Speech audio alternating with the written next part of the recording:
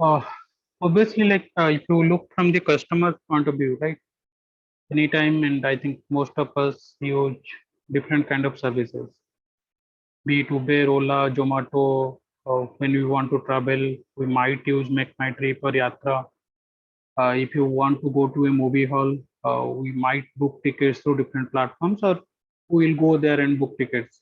Sometimes, unfortunately, we have to take help from hospital services. We go to hospital maybe for our own ailment or our family's ailment, right? So any kind of services we take, right? We always, as a customer, if you look from the customer standpoint of view, right? Sales or marketing, and I want to sell certain kind of services to those customers. Customers always want best quality of product, best quality of service within less time, and obviously price should be less, right? As a customer, if I think if I want to buy a product or a service, obviously I'm not going to compromise on quality, right? I want the best quality of any product services, and that should be available whenever I want it, right? I do not want to wait for a long. Just imagine if you want to watch a movie or want to open a savings bank account, or let's say go for a regular health checkup, you know that that hospital is best, they give best quality of services, right? But still, then what you will want? I need best quality of services, but I do not want to wait there. That queue should be less. Also, money I spend there, I do not want to spend a lot of money. That should be minimum, right? And that is the big challenge. From the customer's end, they want highest quality with less cost and less time consumed for that. But from a company perspective, if you see, which is not possible, right? Just imagine a bank, a hospital, or any kind of, or a railway station or a movie hall, right? If they want to serve their customer as the customers want, right? They have to put a lot of investment. Just imagine if a hospital is there and they, ideal case scenario, hypothetical scenario, they don't want to put any queue, right? The customer will come and they'll get admitted or get their services as soon as possible. So they have to keep almost theoretically infinite resources of doctors or nurses, right? Any patient, any time comes, they'll get their treatment without any delay, right? So those are the few aspects when you discussed after, I think after 3 or 4 sessions. So once you come back from your puja vacations, we'll discuss about how to manage that waiting line, how to design the layout, right? How to design layout and how to manage the waiting line. And that is where our focus will be most on the operation side. Till then, what we have discussed, mostly looking at a sales and marketing, how to entice customers, how to come to our store, how to take that services, right? So those are the service packages we discussed. We discuss service encounter, moment of truth, right? We discuss about service strategy, right? Target market segment, service concept, right? Almost all of them were heavily inclined towards little bit of marketing, because our aim was to kind of attract customers. Now in the now onwards, almost today's 10th session, whatever sessions we have left, all these chapters or all the sessions will be on focusing on the operations part. So today we will start on the quality part. Then there will be certain design parameters, how to design a good service. On that we'll discuss on design thinking. Then we'll come back and discuss on how to manage the service, right? And that itself is a course, how to manage kind of waiting line management, QA management. In some courses, in some colleges, that itself is a course in itself. So there are a lot of models. Think about, because if somebody is specializing on airport management, last year I think Adani Airport came, right? One of the key challenge will be, obviously due to COVID, the situation is little bit different. But when actual, uh, just think about if you are managing some part of some terminal of airport in Delhi airport, or even the Bhubaneswar airport, which is a very small one, right? One of the key challenge as a manager of that airport, assistant manager of that airport, will be how to manage the waiting line, right? Because a lot of time the complaint comes from the customer, they will be delayed. Rather than coming to airport before 2 hours of time, they'll just exactly come within 45 minutes. But still they'll complain that I'll miss my flight. Give me the ticket as fast as possible, right? So those are the challenges, right? And it is not that okay, you'll say we'll do automation. Theoretically, yes, you can suggest that in a academic course that okay, we'll use automation, we'll use lot of tools which will kind of reduce human intervention. But think about the cost side, right? Initial investment required, company might not be ready for that, right? And those are the challenges, Ajay. These kind of, if you get into that kind of role, you have to manage, right? How creatively, so there the challenge will come.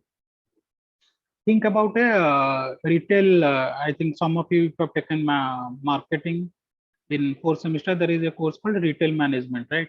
So there are different aspects of retail management. uh, how the retail layout, or the retail means Reliance Retail, Future Retail, Spencer's, how those stores should be designed, right? How the waiting line should be managed, right? So there the idea is how long a customer will be there in your store, right? Because the much, think about IKEA stores. IKEA stores are intelligently designed in such a way that so there is no exit near the entrance. So if you just enter the IKEA showroom, you have to almost walk for at least 1.5 kilometers, that kind of stretch to go out of that store, because they designed intentionally in such a way that a customer will be there in that showroom. So obviously, if you stay longer, so you have to buy more, right? So there will be obviously that correlation will happen, right? Somehow you will get once you are walking through those and looking at those products, one way or other you like certain product and you will buy it, right? And that is why that retail design, retail management comes into picture. But when you talk about services, right? Yes, our intention is to serve customer, but we do not want the customer to be in that waiting line for long. Think about airport, think about hospitals, think about movie halls, right? They want customers. Obviously, they want customers to come to those places. But what happens? As quickly they can serve them, right? So there our intention or there our design concepts will be little bit different. How quickly customers can get the service and go away from there, right? Because then they can serve the next customer, right? And that is where the differences will come. So those are the few things which we'll cover in next whatever sessions we have left. Service quality aspects, then service design aspects, and then service management aspects in terms of waiting line management, right? So there are 5 dimensions of service quality: reliability, responsiveness, assurance, empathy, and tangibles, right? We'll try to understand one by one with certain examples. So let us try to understand what we mean by reliability, right? So anybody in terms of uh, if I talk about reliability, right? What do you mean by that? In a general term, right? The consistency, Okay. consistency of performance, the Okay. Good. The trust, dependability. Good. the trust upon that certain company. Trust. Okay. And anything else? So if you remember that there and some of you might have taken analytics, right? Always, and even the operations in operation management, they talk about always the reliability and validity part, right? And they always show you that example of a somebody shooting a gun or shooting an arrow to a bullseye, and they want to differentiate what is reliability and validity, right? Validity means, obviously here we are not talking about validity, but in terms of validity we'll talk about assurance, right? But there is no word in this kind of service quality, validity, but we can take as assurance. So validity means how close to target you are, right? So I got a valid result, right? So whatever was anticipated, I got that kind of result. That is valid. I am close to the target. Reliability is if I do that test, if I continue doing that process, if I continue serving that customers, right? How, like, so that is about the variance, right? So what are the differences? Like, think about in this way: if today I'm in a happy mood, right? And I want to like, and I am in MACD or I'm in KFC or I'm in a hospital. So I'm in a very happy mood and I'm trying to serve the customers as quickly as possible in a happy tone, right? So average time I'm taking 2 to 3 minutes. But someday I'm angry or someday I'm very sad. So I'm taking 10 or 15 minutes, right? So in that case, what happens? That my reliability is very low, lot of variances. Someday on an average, it might be very close. that let's say on an average to serve one customer, it should take, let's say, 5 minutes in a bank. Let us take a typical example of SBI Bank. In SBI, let's say the standard has been set. If somebody comes to withdraw money, average time it should take is 5 minutes. A customer to serve is 5 minutes, right? So someday it might take 2 or 3 minutes. Someday I might take 15 to 20 minutes. There might be different issues, not only for personal, that might be technological issues, that might be environmental issues, like kind of different things. It is raining, uh, power is not there, or my server is down. Not many issues might be there apart from my personal issues, right? So reliability is poor. So someday I'm below the standard, someday I'm above the standard, but there are a lot of variances, right?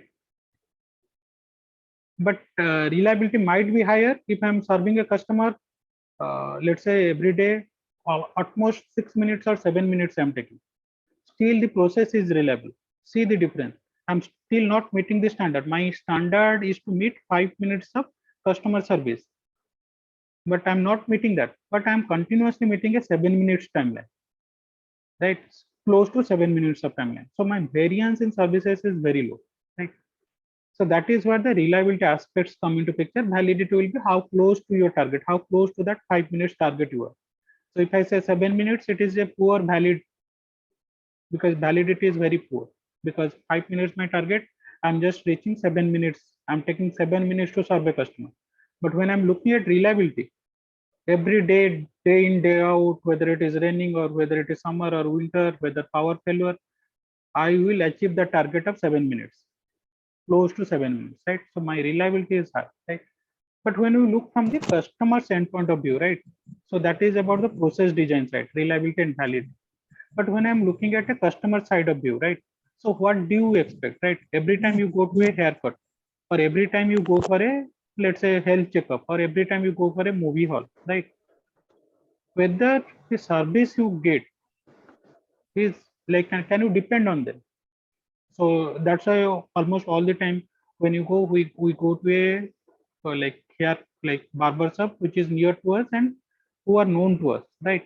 Because you know that you'll always get the same quality of service within time. So there are different dimensions of quality, right? It can be time, it can be the like kind of happiness you feel, or because sometimes it can be intangible also, known faces, right? So that is where you get that kind of service always in that mode, right? It might not be the utmost quality. It is not a 5-star service.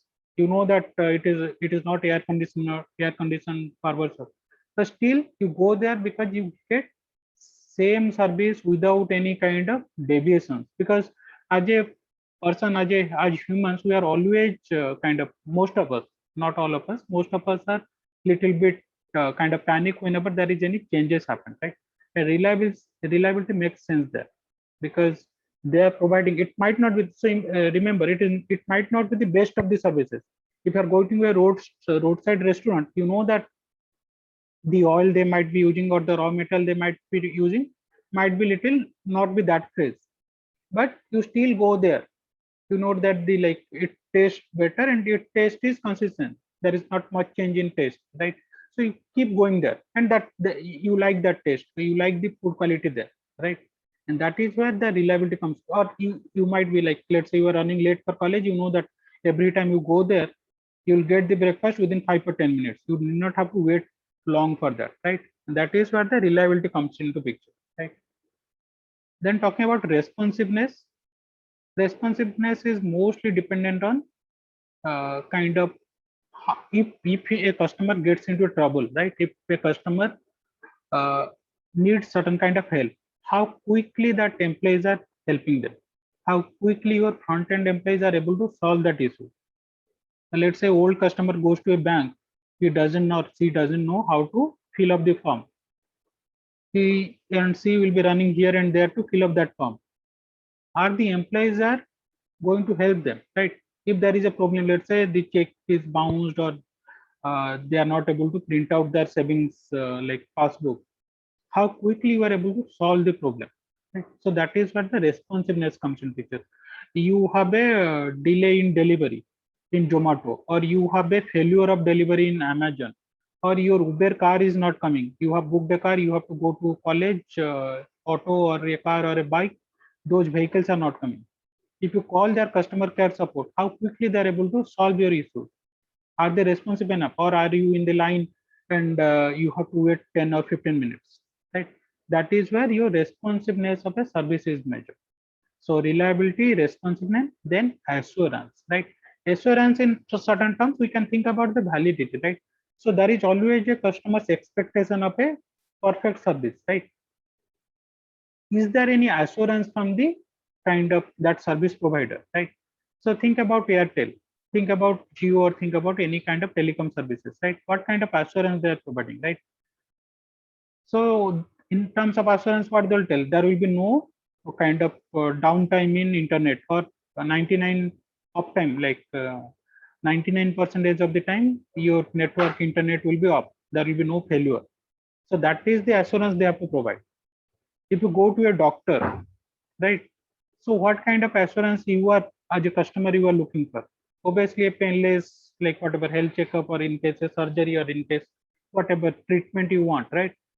You need that kind of assurance, right? That you will not get trouble later on if there is a disease, or if there is a small like kind of your uh, cold or something like that. You want to get that assurance that it is not a major one, and within 1 day or 2 days that cold will go away, right? So in our mind, that is always that kind of expectation of, am I assured enough? Is that service provider is assuring me enough? Same thing with the delivery service of Domino's. Domino's played a major part in that 30 minutes delivery. So they are assuring you, if I do not deliver the product, deliver the pizza within 30 minutes of time, then they'll pay you whatever free pizza, or they'll return back your money, right? So that is where the assurance plays a role, right? Next is empathy. Empathy is a like kind of again, it is very difficult to define, right?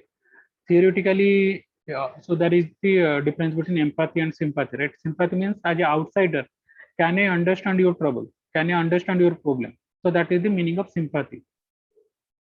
So most of the times people talk about, I sympathize with your problem or with your issue, right? But when you talk about empathy, empathy means, can I understand your problem as you understand, or as you go through your problem, right? Empathy means putting myself in your shoes, right? And that is the very difficult part, right? So imagine myself as a teacher, I have gone through the student phase, but it will be very difficult for me to think like you in terms of what kind of difficulties you might be facing, right? It becomes very difficult. Think about any Amazon employee, think about any Zomato employee. Whenever they are going to deliver the product, right? If your products get delayed, again it is like kind of bilateral, right? It is vice versa. You cannot understand their problem also, right? It might be raining, that's why they are not able to deliver the hot food. So that is that you cannot empathize with themselves, right? Most of the time.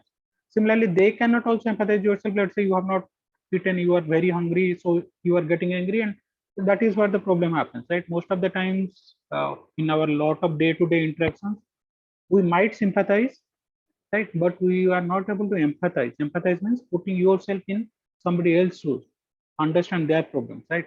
And that is the like difficult part in any service encounter, in hotels, in airport, in hospitals, right? And in hospitals, that is the like kind of, you remove everything, right? If doctors or nurses are there, they can empathize with you, right? Still patients will go there, right? And that is something very important in those kind of setups, hospitals, and this kind of majorly hospitals, then followed by hotels, right? Where somebody can understand. Think about airport, right? The typical example is most of the times people lose their bags, luggages in airport, right? Can you understand the panic situation of a customer? Or you just tell that, okay, you go fill up the form, give to that desk, and if we find your luggage, we will inform within 24 hours. And that is a standard kind of answer. And I have kind of gone through that situation or 2 3 times. And again, I do not want to name certain airlines, and I have seen the difference. In one airline, that is a standard process. Go and fill up the form there, give there with your whatever ID details and address, and we'll get back to you. because they have been trained like that. In another airline, again, same situation, I lost my luggage. The person, the employee ran, like, kind of ran alongside with me, right? So I need not have to fill up any form. So first she went on and checked with wherever luggages might have gone. So the effort they put, right, that makes you feel better. That okay, next time I'll always go through their airline rather than. So that might happen that I have to pay a little bit more. But the services, the empathy they show, that okay, yes, they can understand your problem, right? And that is where it is most important. All of this, your reliability might be less, your responsive might be less, your assurance, you are not a big brand. Assurance comes from the name, right? Most of the times, why you go for a branded clothes, why you go for a branded laptop, or why you go to a hospital which is a brand, Apollo or a Manipal or Ames, right? Because we are assured by the name, right? We are assured by the brand names, right? And that the branding plays a major role. Why you go to a big restaurant? Because we are assured that okay, this name is that, why you go to those kind of whatever service expense, restaurant, hotels, or hospitals, right? Because though we are assured by that. But most important, if from my point of view, if I want to build any kind of services, I'll mostly focus on empathy, because most of the services, other aspects, one way or other, through processes you can manage that. But showing or kind of training your employees to show empathy, that is the most difficult part. If some companies are able to do that, they will be the number one in their field, right? Because that is the most difficult aspect. Competitors cannot imitate that strategy, right? How to train. So that's why Tata is known. At least the Tata's hotel, if you look about Taj and those employees, most of it, not all of the hotels of Taj, but most of them, the training, the kind of culture they have is like that, right? Then obviously the tangibles, right? Again, it is the important aspect. Tangible, think about in service package, we talked about those layout, right? What kind of infrastructure they have, right? Hospital, if you go and like we discussed in service package, blood is everywhere, it is dirty, right? Doctor might be very good, you are assured, and it might be a very good brand name, Ames or SCB, right? But still you will get a very uneasy feeling, right? If you go to a hotel and clothes, bedsheets are not clean, right? So that is where tangibles play a major role, right? So that is where you measure the service qualities. Any questions on this?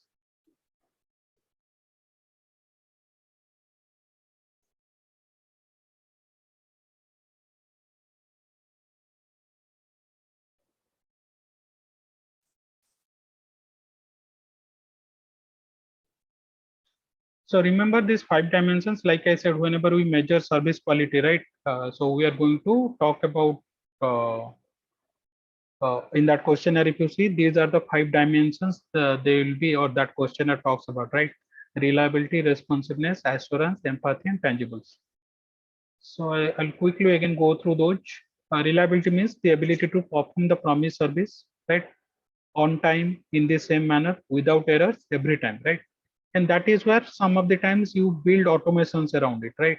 Because machines do not, machines, once you set them, right, they will kind of repeat the same processes, right? Think about going to a bank and withdrawing money, the example which I was giving, right? For a human person, there will be always variance. Someday you will be doing like for 2 minutes, within 3 minutes or 5 minutes, they'll be able to solve. Someday they might take 15 or 20 minutes. But ATM machines, as long as they are working fine, obviously sometimes there will be issues with machines also. The normal time it takes, most of the times it will be standard, right? Normal times to withdraw money. If the machine is working fine, whatever 1 minute, 50, 30 seconds or 2 minutes, within that, whatever denominations you ask, 2000 rupees, 2100, will be able to collect that amount of money, right? So that has been said, that has been standardized, right? So that is where you can build automation around it. But the question is, if automation is not there, how will you train your employees? Obviously, right now, a lot of banks have already invested in ATMs, but think about other services, right? Think about hospitals. If a customer comes to register their kind of patient details, For emergency patient, you need not take more than 1 minute, right? How to ensure that, right? So that is where your process design will come into picture, right? To make sure that your activities or your kind of services are reliable, right? Responsiveness, willingness to help customer to provide a prompt service, right? So that is where I talked about. Hey, let's say to a bank, a older customer comes and is not able to fill up the form, right? Or they are not, they had certain issues. You go to a Airtel or Jio customer service to kind of talk about your internet issues or calls are failing, right? Calls are dropping. So how quickly are they knowledgeable enough? So that is the first thing. And obviously, how quickly they're able to solve your problem. Other than like, or let's say there is a delay in delivery or there is a your food is not hot if ordered through Zomato or Swiggy, right? Are they able to solve your problem quickly without any issues, right? So that is where responsiveness comes into picture, right? Next is ability to recover service failure quickly, right? And that is another aspect. If you go to a movie hall or if you go to a, let's say, any concert or any hotel, there is certain things promised and that did not happen, right? How quickly they're able to recover that. And that's why if you see in Zomato and all those Uber and all those things, if there is certain delays, Uber and Ola I have not seen, at least in Zomato, Swiggy, if there is any service failure, if there is any delay, they used to give you certain additional coupons, right? So that is where they want to recover, right? How quickly they're able to kind of make the customers feel good about themselves, right? Because see, if you have paid for something and you are not getting that service, right, you will obviously get angry, right? How quickly the customers, the front end employees are able to solve your problem, right? Assurance, knowledge and courtesy of the employee. So assurance is the ability to convey trust and confidence, right? So imagine how you will believe in a company to serve you, right? So that is where the branding part comes into picture. So that is where your diplomas, your degrees, and like not related to that, but think about most of the times why people and there is always a question. What you studied in 10th, 12th, or in your graduation doesn't matter, right? If you look about right now, you are in MBA second year, right? And if you obviously not related to service part, but just to give you a related example, why then you always question and I also used to question like why kind of uh, potential employer looking into your 10th, 12th or whatever graduation mark, right? So they need certain kind of assurance that you have been a good student or you have been a kind of assuring something to them, right? It is nothing about whether you know math, science, geography, history. Do you think that somebody is going to remember when Papa died or what kind of geographical structure this kind of Pacific Ocean has, right? So nobody remembers and nobody asks questions about that. But still, they want to understand how much score you got in. Recently, if you see all those placement kind of notifications are coming, and they at least need certain assurance. Okay, 60%, 70%, or whatever it may be, right? Similarly, the college admissions also. Uh, right now, I think in Delhi University admission has gone up to like if you get 100% only, you will get admission at least in the first call or second call, right? So in terms of certain things, whenever you have lot many candidates, right, they need certain kind of assurance from those candidates to get that admission. Same thing in the placement scenario also. We might disagree with that concept. We are like very well within our right to kind of disagree with that. But if you look from the employer side, right, obviously they are not going to interview. You might be the best candidate. You might got 50% or 40% in your 12, but you are the best candidate among 300 students. But unfortunately for that, you are not able to move ahead in your career, right? And that is the unfortunate accident. But if you look from the employer side, they are not in a position to interview 300 or 350 students in a lot, right? So they need certain kind of assurance. As a customers also, whenever we go to certain branded place to eat or whenever we want to do a health checkup, most of the times we look for a better hospital, right? So that is where we are looking for that assurance. assurance of that services, right? Competence to perform the service, politeness and respect for the customers. Obviously, that is some part in the empathy side. Effective communication and customers' best interest in heart. Right? We look into these four aspects. Right? Obviously, we do not write it down and say that okay, where the checklist is happening or not. But in the back of your mind, you always look into that kind of service. Right? How well they are communicating. Right? If you go to a doctor and they doesn't tell you clearly that what has happened with you, why you are taking that medicine, right? You'll be little kind of hesitate to go next time to there, right? Array, he's not clear. The last time he just told, okay, take medicines. It will, what actually had happened with me, he did not explain, right? So those kind of situation, right? So whenever we go to a doctor, when we go to any kind of services, right? We need this kind of assurance, right? And that is where most of the times we look for the branded names, right? And that is where branding, sales and marketing, branding plays a role, assuring that kind of services, right?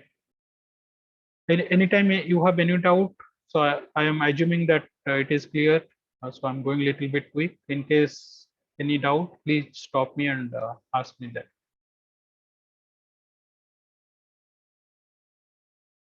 Empathy already we have discussed. Caring, individualized attention, right?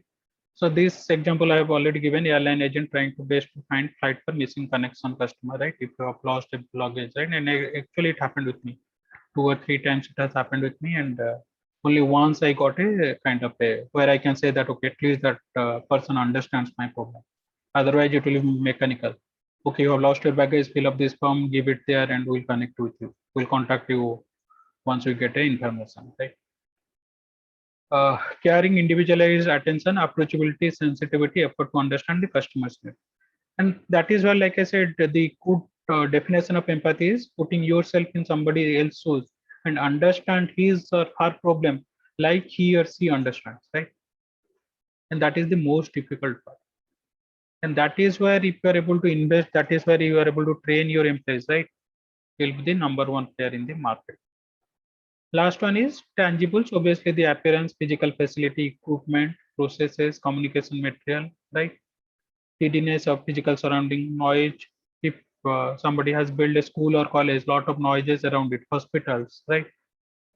So you have to like kind of lot many aspects you have to look into. When we talk about physical layout, it is not about only the physical layout, right? How much a person need to think about a hospital. If patients are admitted and they need to do carry out certain tests. Recently, my mother was admitted last month in hospital, and the facilities was very poor. If you patient has to walk a, even not walk, they have to carry you with stretcher or a wheelchair a lot of distance, which is unnecessary. The hospital was so poorly designed that like kind of it is meant like a retail layout, right? Patient has to travel, go through all the like kind of sections to reach destination, right?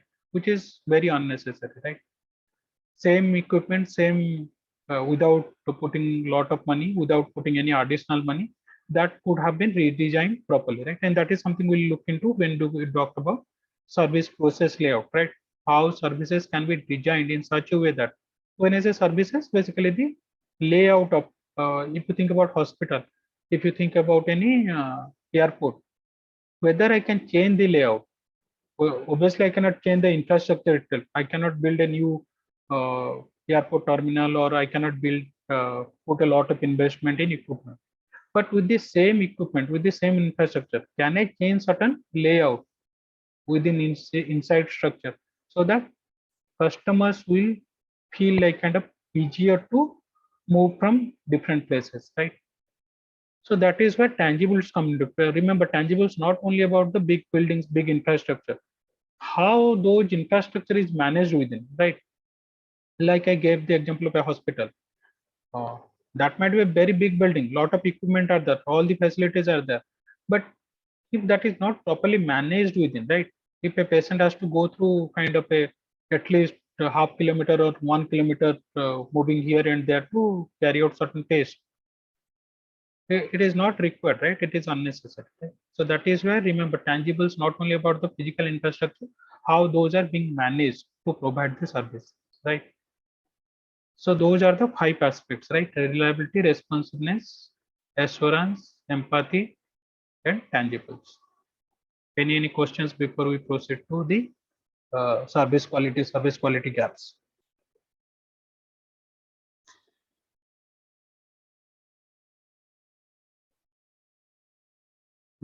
Okay, I think yes, Pital, you can move around. So Thank you, sir.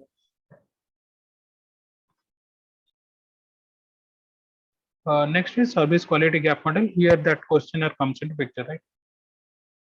And this is one important model in terms of service quality, and why it is so. Let us try to understand, right? Think about any kind of services, right? If you are a startup and you want to design a service, right? How you go about it, right? You first find out the expected services, right? Expected service from the customers. What a customer expect in this kind of service. Let's say transport service, Uber and Ola. Let's say you start your own this kind of transportation service, right? Platform which will help customers to move from place A to place B, point A to point B, right? So you will first try to understand the expectation from the customer, right? So that is where expected service, what a customer expects, right? Then if I talk about the bottom, whatever is highlighted, management perceptions of customer expectations, right? As a marketing research kind of manager, or let's say as a company, do I understand clearly what a customer expects, right? And that is where the gap comes. That is the first gap, that is known as gap one, right? Whatever a customer expects, customer wants from you, right? In terms of, let's say, hospital service, or let's say ambulance service, or a restaurant, or movie experience, whatever it can be, right? Any kind of services, right? Customers expectations, obviously they want best quality of services, but we will quantify that. Just think about in this way. If that same thing, Uber or Ola, kind of similar kind of transportation services, what a customer want. When I say that okay, I need my faster transportation services, clean cars, clean transportation, right? What does that cleanliness means, right? Because for different customer, cleanliness will be kind of different aspect, right? The time it takes to reach customer's house, right? How quickly you are able to respond, that itself will be different. Personally, for me, if a cab comes within 10 minutes, it is okay. But for someone, within that cab need to be, after booking the cab need to be there within 5 minutes. For somebody else, they can wait for 15 minutes, right? For each of our definition of what we want, what we expect is different, right? So that is our expectation as a customer. Then whether the company is able to understand it. So that is where your marketing research will come into picture. Whether they are able to collect correct information by interviewing the customers, by doing those focus group interviews, or by carrying out questionnaire surveys, right? So are they able to collect the information, and are they able to understand the information, right? So let's say just think about in this way. They have carried out a survey questionnaire, and they just in a kind of in terms of time, how quickly you want your vehicles to reach your like kind of location. Very quick. I'm okay if it gets little bit of late. If you are given that kind of options, you'll not get any tangible answers. If somebody says very quick, somebody says quick. What is the difference between very quick and quick, right? So that is where how you carry out. So if some of you remember what we discussed in research methodology, how you frame your questions, that is different. And most of the time gap happens to due to that. You are not able to conduct the marketing research properly, right? You are not able to define, you are not able to gain any insights from the marketing research. So this interpretation mostly happens due to the company's inability to collect information properly, right? And second aspect is, obviously you will not able to get 100% insight what a customer actually wants or expects. You're not able to get a 100% correct picture. That will be always there, but at least how close to that customer's expectation, right? Are you able to collect that information? Because each customers are different. At the end, we are going to average it out, right? But how close we are to that, right? So that is where the interpretation gap comes. Second is, once I collect that information, right? Let's say I want to create a transportation platform for this kind of similar to Uber or Ola. So I carried out a market research across Bhubaneswar. I collected information. Now what happens? I will set up my standard, right? Okay. So these are the few things customer want, or these are the few things customers not are happy about. Let's say I carried out a survey that most of the customers in Ola and Uber, they are unhappy right now in COVID situation. Most of the drivers are charging them extra, or most of the drivers will cancel. They will not come to the location if it is remote. So now, so those are the insights I have got, right? Now, can I change into a service quality specification? Can I put certain standard that, okay, whenever I am designing my service, when I am designing a service for this kind of transportation, I'm creating a platform for this kind of transportation service, what will be my standard? So those are the few things I have to create a matrices or create a standard according to whatever insights I have received from market. So what will be in this case? What can be one example? So let's say I have got those kind of few insights that drivers are canceling, drivers are charging 50 rupees or 100 rupees high, right? So those are the gaps I have got. Those are the insights I have received from the customer, right? And let's say there is no gap one. I understood what exactly customer want, right? So once I know that, now I have to design. How clearly I am able to design that? Am I able to again quantify that? Okay, if a driver cancels continuously for 2 times, there will be a fine. But driver cannot cancel without a customer's permission. Or driver, whatever the charges, whatever money it takes, it will be reflecting, right? Am I able to clearly create a set of standard to rectify those problems, right? But if I'm not clear, okay, uh, okay, customers want like that, okay, so I will give clear instructions to driver to not to do that. That is not a good set of standard, right? So if I say according to that, okay, I'll train my drivers, or I'll instruct every week, I'll send a message that don't charge extra from customers, or don't leave customers behind. Whenever a customer want, or whichever location you might be, you have to go. So I'll try to train my drivers accordingly. So that might not be a good set of standard, right? Because there is no tangible, there is no quantification of data, there is no quantification of whatever insights you have received. How to measure that? Again, the same problem what in Ola and Uber happening might happen with your services also, right? And that is where the problem happens. Whatever insights you have received from customers, right? So again, that is a problem that we might not get 100% clear information. So that is where gap one happens. After that also, let's say customer wants something, we are almost 90% clear about that. That is okay. We got 90% clarity. According to that, we are going to design our services. But again, while designing our services, we have to put certain standard, right? So that is where the gap happens.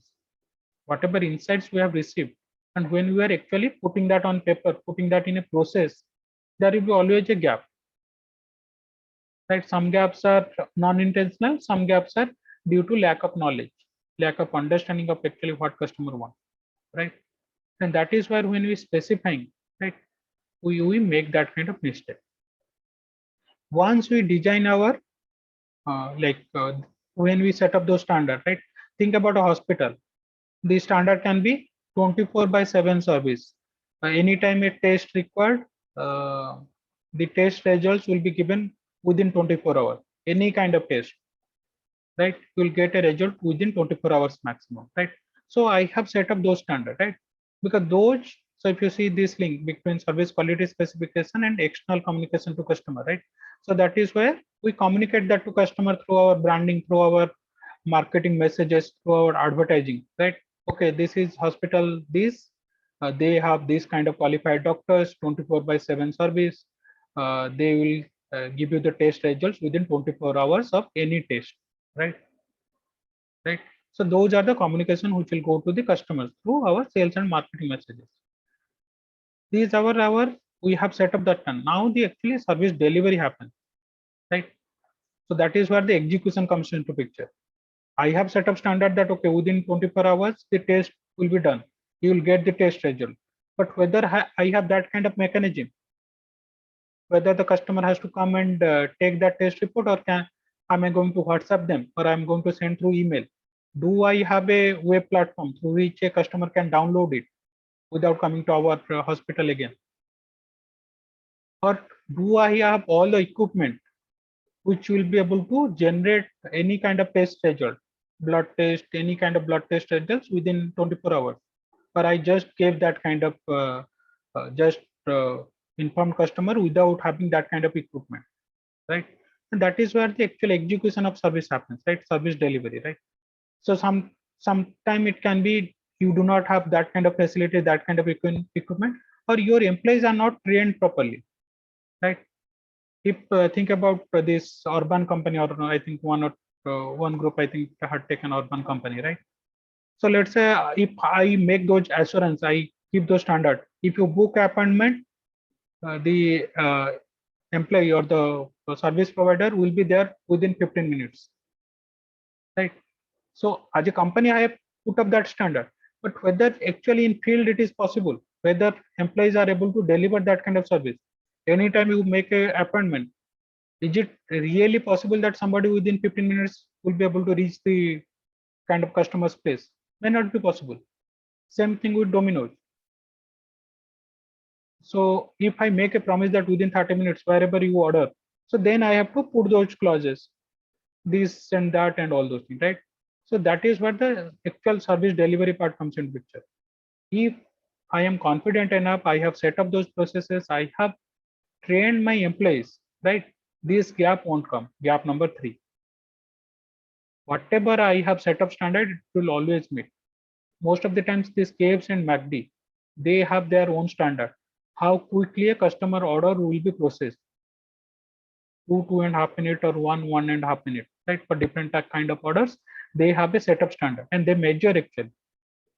Obviously, they do not measure per customer, but on an average per day, how many customers they serve, and they take how much time it took, right? And divide by number of employees. So that gives them an idea that whether they're able to meet the standard, right? If they're not meeting, then they again they have to retrain their employees or make certain modifications. So if some of you have gone through MACD or KFC, I think most of you have, must have gone. You look into the scoops they use, the kind of equipment they use. They're very standard. And compare that with your fast food restaurant in a roadside restaurant. The kind of quantity you will get anytime you go to MACD or KFC, it will be always uniform for the same. So employee will not put time in measuring. There is already standard scope, standard equipment, standard utensils, which they'll use to measure your food, and accordingly they give. The burger, to make a burger, the buns are already pre-processed, right? Everything is pre-processed, right? So they do not put a lot of, so that is one way to make your service delivery very standard, right? Whatever standard you have said that, okay, any customer comes to my outlet, if once the billing happens, they should get the food within 5 minutes or within 3 minutes. How will I ensure that? By training my front-end employees, by providing them the same facilities, equipment across all the world, right? And that is where the differences will be very less. Whatever service will get across one MACD, KFC will be almost similar. Same thing in most of the hospitals also, brand bigger hospitals, almost similar kind of time, similar kind of services will get, right? PVR, Inox, they want to match the same similar kind of experience across different outlets in India, right? So that is where your service delivery, how your employees are executing actual service. So that is where gap 3 comes into picture, whatever standard you have set and actually how much you are able to deliver, right? Then what about gap 4? Gap 4 is you have communicated something to customers, right? Now actually what is being delivered to customers. See the difference between gap 3 and gap 4. Gap 3 is between your internal. I have a set of standard. You do not know actually whatever MACD or KFC do not promises you, okay, you come to our store, we will deliver within 5 minutes. So that is their internal matrix, internal standard, service quality specification. That is their specific quality they have specified internally, right? Are the all the outlets are able to meet that? So that is the gap 3. Wherever there is a deviation, they will able to find out why there is a problem there in that specific outlet. Gap 4 is basically whatever has been communicated to customers like us. So the time has never been communicated to us. That is a fast food restaurant. We know that we'll get the food very fast, but how fast, that has not been communicated to us. KFC or McD do not promise us that. But in case of Domino's, yes, if you order 30 minutes, that has been promised to us, right? If there is a gap, then that is gap 4. If something has been promised to us and we are not getting that, then that is gap 4, right? So promise to us in terms of that sales and marketing, like let's say Domino's clearly mentions, if you order within food within this radius, 5 kilometers or 3 kilometer radius, we will provide you that within 30 minutes. That is something which has been communicated through their branding or marketing material, right? Whether they're able to execute it, right? So that is where the gap 4 comes, the communication gap, right? What has been communicated to the customer and what actually you are able to deliver, right? So that is the communication gap. Last one is important, and where your service quality, that questionnaire comes into picture, right? You remember what you had kind of gathered, what a customer want, right? In terms of transportation service, right? So that was the expected service. So how a customer put their expectation, right? Let's say I want to go to a movie hall, right? I have never been to a 3D movie, let's say. How does that expectations build up, right? So I might read about it in internet, or I might like kind of listen to my friends or talk to my friend and know from them, right? Or I might have my own requirement, right? Okay, 3D might be like this, right? Imaginary, right? All these combined will give a expected service, right? And that is where if somebody asks me, what do you need from a 3D movie experience? So those are the in a market survey. As a customer, I might tell him or her that, right? So that is my expected service. It is purely in my mind, right? Through different or through my past experiences also. I might have gone to 3D halls in Bangalore or Delhi or somebody else, and I might expect that kind of service in Bhubaneswar, right? So my past experiences, my personal needs, which is again most of the times in back of my mind, and a word of mouth communication, right? Word of mouth, maybe through friends, or I might read about something on different internet blogs. All these in back of mind, expected service. But when I actually go there, right, and that service is being delivered, how do I perceive it, right? How do I feel about that service? That is the perceived service, right? So I have never been to 5-star hotel. So I might have different expectations from a 5-star hotel. Looking through movies, looking through different series, or those of my friends who have gone to 5-star restaurant, they might have told these stories about 5-star restaurant. Okay, they treat you great and all those things, right? So those expectations are back in my mind, right? That is expected service. Let's say tomorrow or in a weekend I go to a 5-star restaurant, right? And how do I perceive that service actually in that setup? And there might be different kind of environment, different kind of parameters which are impacting my perceptions. It can be how they are delivering, it can be how they have communicated, right? What kind of, let's say I go to a Taj restaurant, how they have communicated that okay, this kind of you will get this kind of services, right? All together, when I go there actually, what kind of services and how do I feel about that, right? So that is the perceived service, right? And both of these are about the customer's mind, right? All these other things what we look into, right?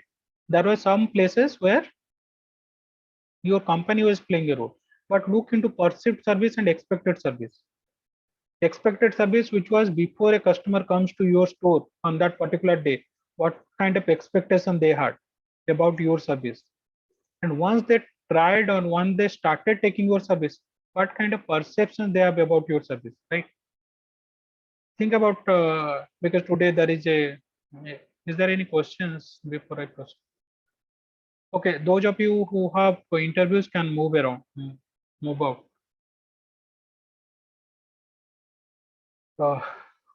Yes, what I was talking about, yes. Think about SBI, right? I have certain expectations, bad, good, neutral, right? I know that, okay, if I go to a government bank, I might have to wait. So that is my expectation, right? I already, so that is a negative expectations in my mind, right? So I know that I have to wait. So if somebody asks me, okay, how much do you think, like if there is a survey and somebody asks me, how much do you think that if you open an account in SBI, how much time it will take?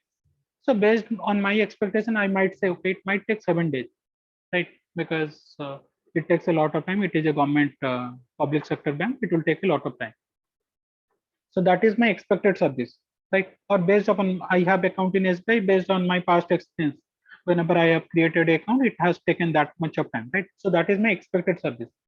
But let's say I go to a new SBI branch and I want to open account.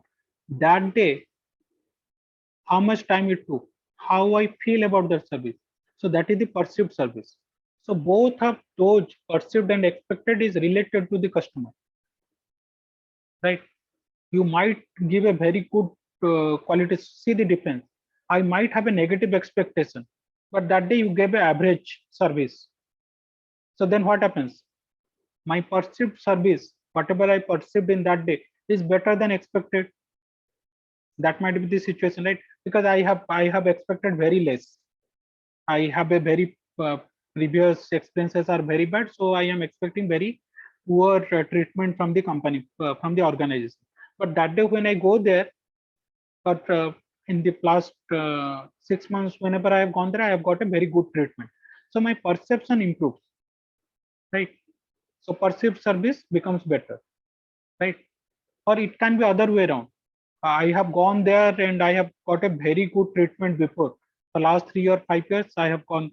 Let's say I was in Bangalore, and last 5 years, I have a very good experience in certain restaurant, right? So I have a very good expectation, right? Expectations are high, but I come to Bhubaneswar and I go to the same restaurant brand, but I do not get that kind of service. The services in terms of here, if it in terms of Bhubaneswar standard might be excellent, but when I compare now, my expectations were high, perceived service is average. Then the gap again will happen, right? So that is where the customer satisfaction gap happens, and that is being measured by your SERVQUAL questionnaire, service quality questionnaire, right? So there are 5 different gaps. At the end, whenever we measure through that questionnaire, we basically measure the customer satisfaction gap. That is for to measure other gaps. There is something called walkthrough audit, right? So one through questionnaire, majorly questionnaire, that service quality questionnaire, SERVQUAL questionnaire is used to measure this customer satisfaction gap, gap between perception and actual expectation. Then for other gaps, interpretation, design, communication, and conformance, right? We use certain other tools, something like walkthrough audit, right? So again, quickly we'll just go through those gaps again. Interpretation, management may not understand how customers formulate the expectation from past experience. Whatever customer expects, with your market research, you are not able to, let's say, understand, right? So how will you improve that? Obviously, improve market research. So that is where your research questions, whatever hypothesis you have framed, need to be proper. Better communication between employees and frontline employees, right? Remember, at the end, your frontline employees were interacting with customers. How do they communicate, right? Reduce the number of levels of management that distance the customer, and that is one important point, right? So what happens? Somebody else in the head office have collected information, carried out market research survey, and that information, that insights are being implemented across India, which might not be true, right? Because what if you have collected information in Mumbai, I have carried out a survey in Mumbai, the expectation of Mumbai populace will be completely different if I compare that with population in Odisha, right?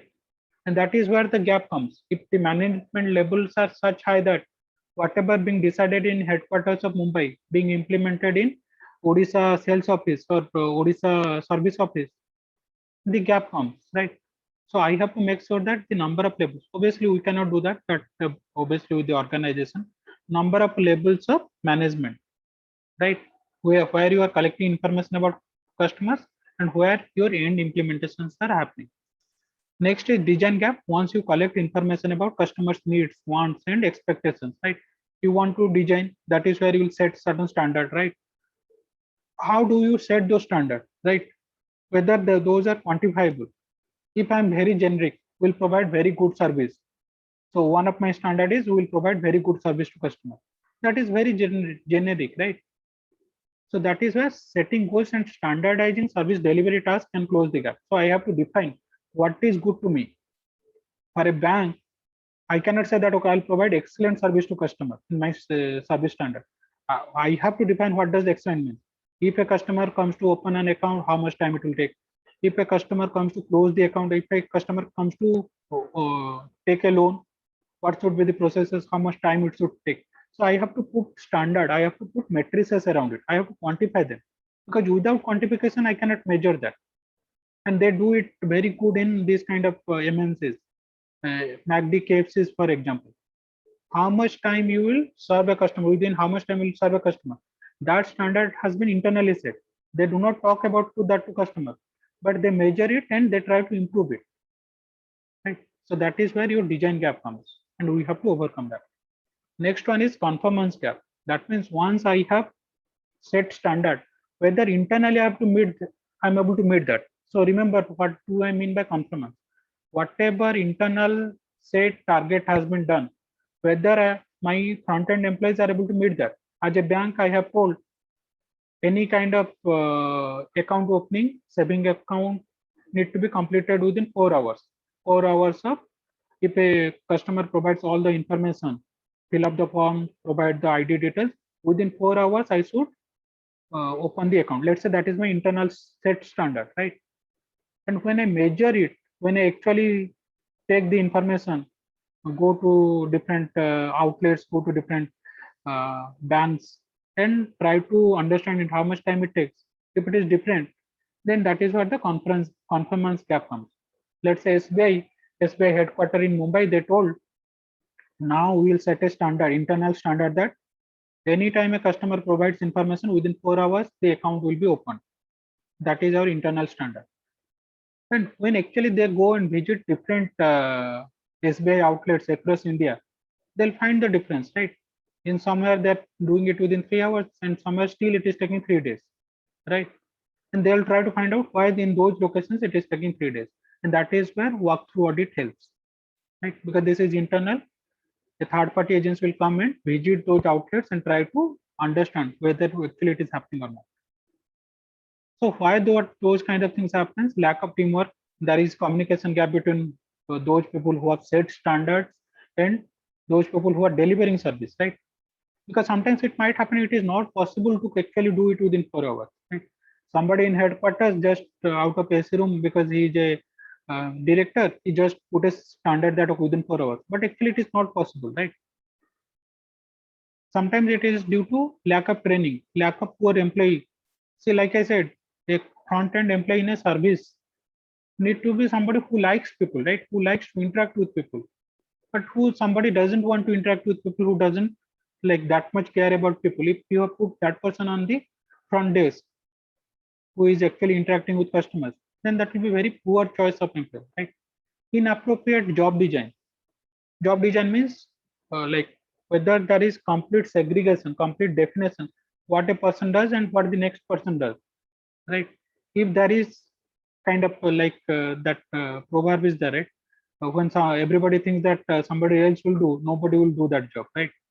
And that is the definition of poor job design.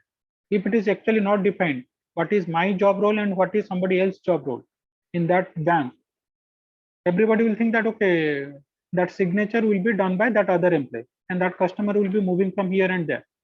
And most of the time government offices happen like that. It is not in our jurisdiction, that is not my role, go to that office, and that office they'll say that okay, go to other office, right? And a poor person will be running pillar to post, running from different offices, right? And most of the time it happens because that is not clearly, job description is not clear, right?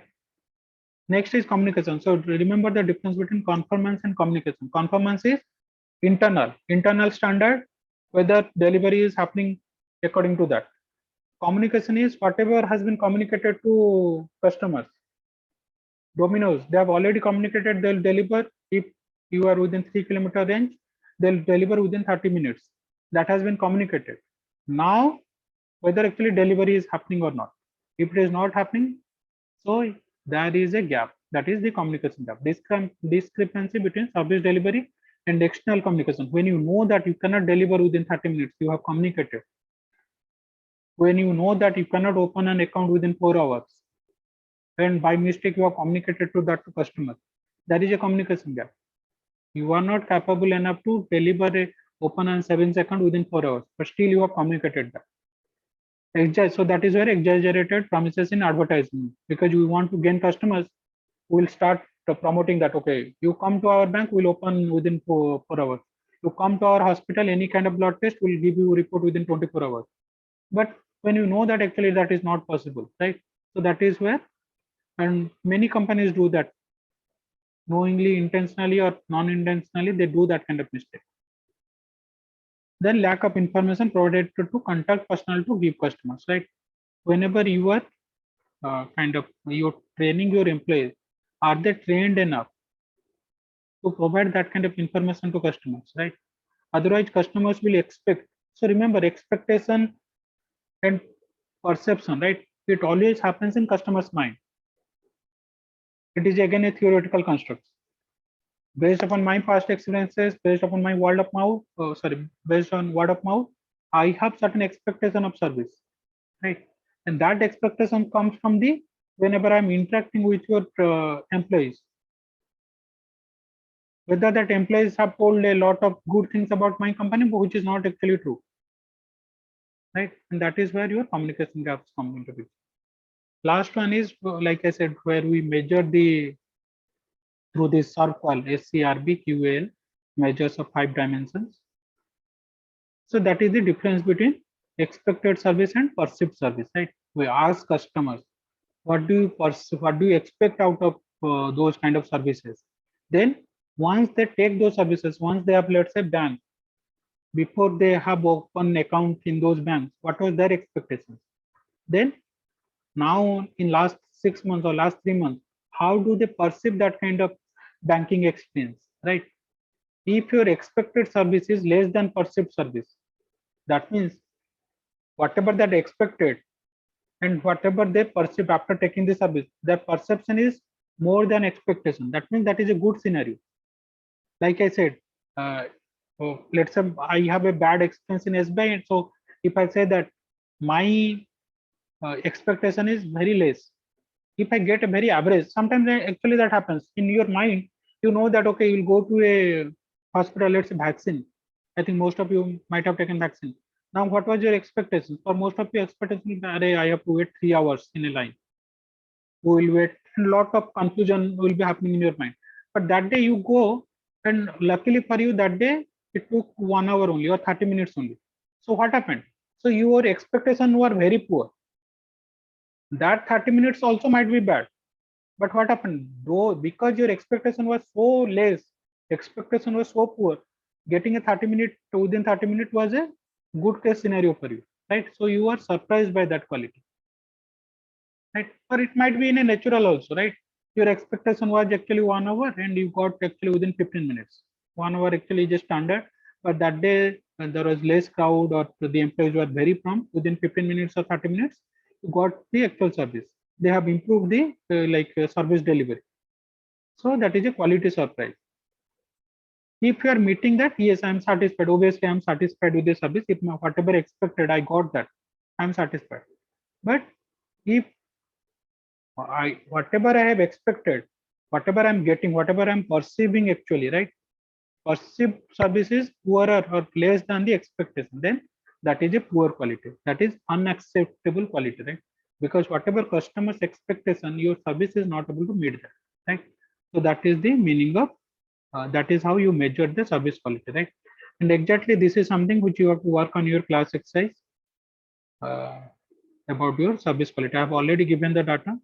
You have to go and do certain calculations to find out the different serve quality, different dimensions quality score. How much time I have left? Okay. Two more slides, so we'll complete, close it quickly. Next is walkthrough audit.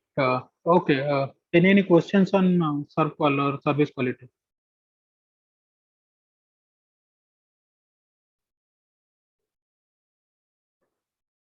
Uh, Before I close, I'll show you that Excel file, and I'll explain how you have to go about in that Excel file, how to find out those scores.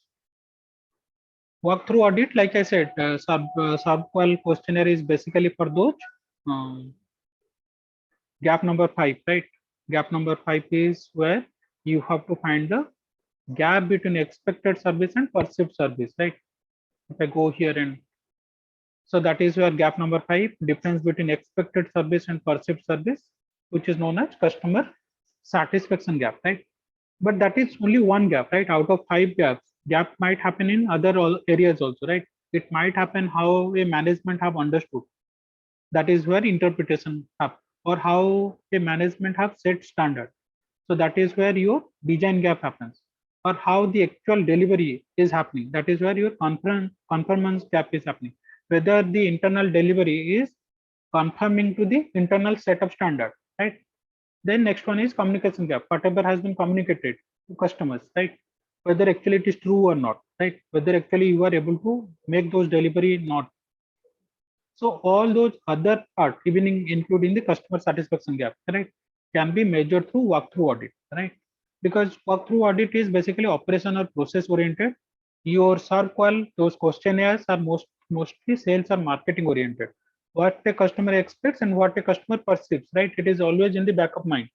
But when you talk about walkthrough audit, so let us try to understand what do you mean by walkthrough audit. As the name suggests, somebody will walk through your store, your service center, and try to understand where the problem is happening. There are many third-party agencies who do these kind of activities. Almost all the market research agencies.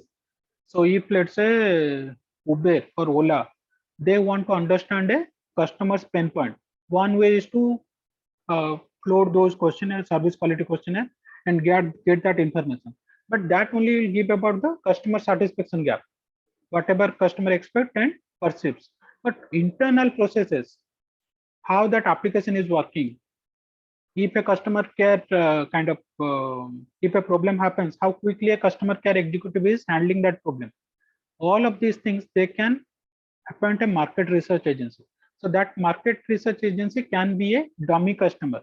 They'll book, they'll go through, they'll look at the cleanliness of car, they'll look at whatever has been communicated, they'll get the access to all the advertisement material from the company. They'll go to the Uber headquarters, they'll go to different Uber offices, they'll go to wherever the cars are being parked at airports, right? So that is the meaning of walkthrough audit. So a person or a third party, or sometimes your higher management, this SDFC Aditya Puri. So he is known, he is one of the best banker in world, not only in India, because he made sure that he is not only putting the standard in the SDFC Mumbai office. He traveled across all the small outlets, wherever SDFC has offices. Not only there, he went to the customers also, those people who take SDFC loans. Those people in YouTube, you can see those videos. So he went on and really tried to find out whether that the standard which has been set on headquarters being implemented there or not. So those are walkthrough audit. So those are basically operation and process oriented, because you are looking into all and every processes, whether they are being managed properly or not, right? So see the difference in SERVQUAL. We are just floating a questionnaire to customers. We are getting customers' opinion about their expectations and perceptions and trying to measure the difference. But in walkthrough audit, either a third-party agency, market research agency, or our higher management, right? So they will, again, it will be a surprise visit. It is not that, okay, today on 1st of October, I'll go to the store. Then everybody will be ready. That day, everybody will be performing good. It is not like that. It will always be a surprise visit. Employees will not know who is visiting, right? And that's why they take the help of third-party agency. So that because if it is a higher management, employees will come to know. They will get the access. If it is SBI, SBI will hire a third-party market research agency who will go through all the processes. They'll go to the back offices. They'll stand in the queue as a customer. they'll go behind the machines, will go behind the like kind of wherever the bank employees are working, and they'll try to measure, understand the processes and find out where there is a problem in processes, right? And that is how walkthrough audit happens. So from the beginning to the end of service experience. So remember, it is not only with the customers. Whenever how the IT services are there, how their servers are working, whether they have proper backup of servers, right? Everything they look into. Examine verbal, environmental, and sensory cues of present experience. They look into everything, right? So that is where walkthrough audit is kind of operation or process oriented. You remember we talked about those NPS, then customer engagement score earlier in our classes, second or third session. So we can also do a customer satisfaction survey, right? Whether customers are satisfied with our service, whether that net promoter score, whether customers are going to promote our service to their relatives or colleagues, right? We can get those surveys also, right? So those are basically marketing oriented or overall customer satisfaction. Walkthrough audit is operation oriented. So how you design a walkthrough audit? Again, you need to put that flow chart, how the process work, how the banking processes work, flow chart of customer interaction. So that is why service blueprinting. Remember, we designed the service blueprint, right? How the different customers are interacting with, customers are interacting with different levels of your employees. And then what is the interaction between your front-end employees and back-end employees, right? So if it is a museum, how the ticketing is being done, what kind of information is provided when a person is visiting a stall or a particular location, who is going to explain those things, right? Everything somebody, if I want to do a walkthrough audit of museum, right? So what are the things I look into? Questions of customer observations, whether signs are provided to provide clear. So think about airport, right? So in airport, if I do a questionnaire, I'll ask those 22 questions. But if I do a walkthrough audit, the custom person will go and move around the airport with proper clearance, proper authority. They look into what kind of security they have, whether they have put clear signages, right? Whether they have proper disposal dustbin bags, whether there is a like ramp or the like place where disabled persons can move around, right? Everything is given there, right? Then sometimes they might ask the Likert scale questions to customers, something which they want to understand about customer, right? They can, how satisfied are you in a scale of 1 to 5? Very unsatisfied to very satisfied, right? They can also ask questions to customers also. Comment, unanticipated observations, right? Sometimes customers, let's say somebody is delayed for a flight, right? Without of any of his fault, he was there back in 2 hours. So those are the few things. So it is, you have to go, it is not that in one day you go and you do walkthrough audit. You have to, might have to go 3 or 4 times or much more than that to complete your observation, because someday you will go in a normal uh, weekday, Wednesday or Thursday. Someday you might have to go in a weekend when a lot of crowds are there, how the situations are improving or deteriorating. You have to observe that on your own, right, to carry out that walkthrough audit. So that's about it. We understood to any questions on this walkthrough audit or SERVQUAL questionnaire?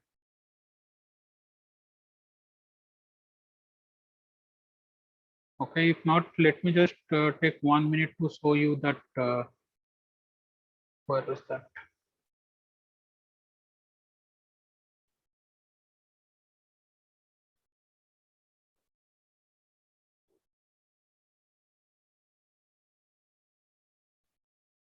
Okay. So what I've done, like I said, I am not asking you to carry out any survey.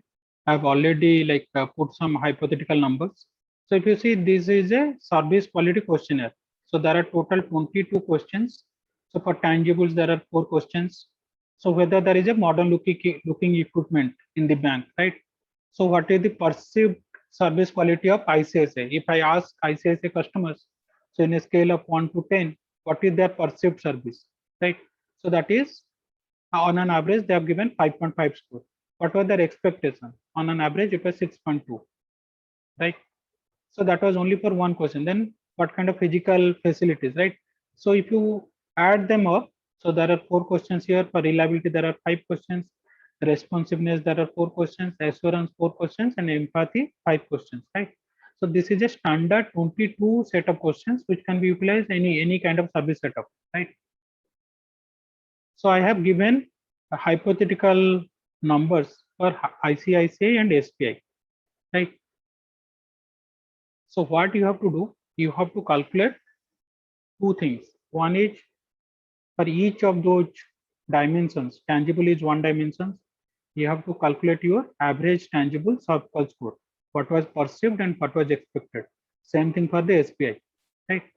Once you calculate that, I have given you the weightage of each dimension. Tangibility 15 points, reliability 20 points. So total is 100 points, right? All the 5 points together is 100 points. So you have to calculate weighted average also. Weighted average of each dimension. Again, perceived and expected. Obviously, once you get the perceived and expected, you can find the difference. What is the difference in customer satisfaction gap? That gap number 5, right? Difference between perceived service and expected service. So find out the differences for each dimensions and overall difference. And based upon those differences, sometimes it might be positive, sometimes it is be negative. Accordingly, once you calculate that, put your recommendation on which area SBI need to improve upon, in which area ICICI need to improve upon, right? So your answer should be here, right? Is there any questions on this? So this is a standard set of questions which can be utilized in any service setup. This is known as SERVQUAL questionnaire, service quality questionnaire. Sir. Yeah. Sir, suppose in the case of empathy, sir, there is a 5 questions. So we are taking all the perceived and expected. Suppose 5.2 plus 5.2 plus 5.1 divided by 5, and after that we have to do with all this, sir, with SBI and ICICI both, sir. Yes. Okay, sir. And after that we will take the for the weighted average also we have to take the average, sir. Yes. Okay, sir. Okay. Yes, sir. Okay. So that ends our session for today. Yeah. So attendance. Roll number. So 225. Okay. So 342. 342. Okay. Anyone else? Okay. Chalo, we'll meet next week.